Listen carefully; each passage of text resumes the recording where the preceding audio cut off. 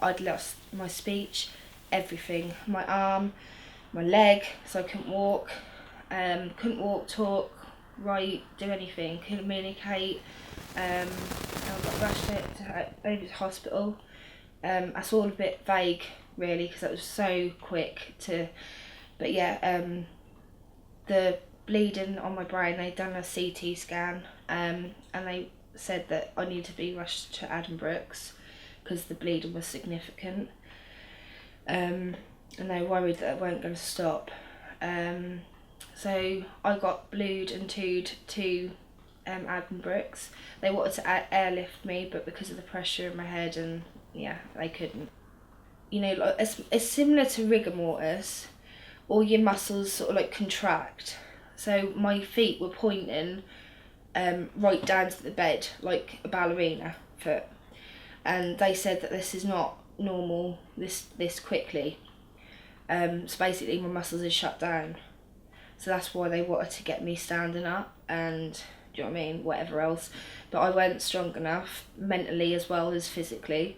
But then I sort of like had that headache obviously for months and months. And it's just like every time I wanted to go to sleep, they were pulling me up for more tests, and then they said, like about a week later, they said that you're well enough to be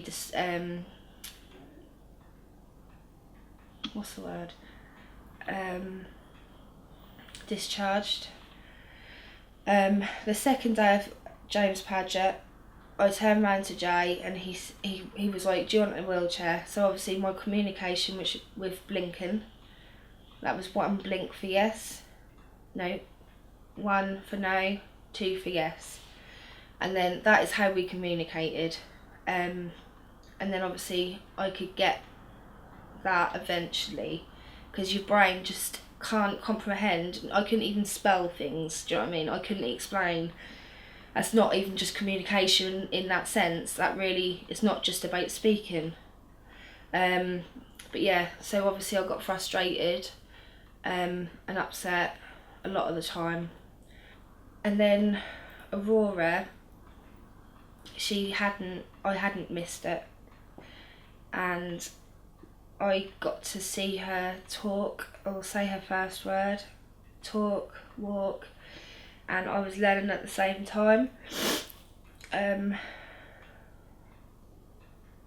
Literally went from speech therapy and built my words up, but I'm still left with a stammer or gaps in between. I can't find the words sometimes. But I started with children's books, so I actually read with Aurora. We were brushing off the teeth together, hairbrush, and just practicing together. And we sort of pretty much done it at the same sort of time, and that was quite incredible actually, because I didn't think at 23 that I'd be learning to talk and walk again. Do you know what I mean? The same time as my youngest daughter.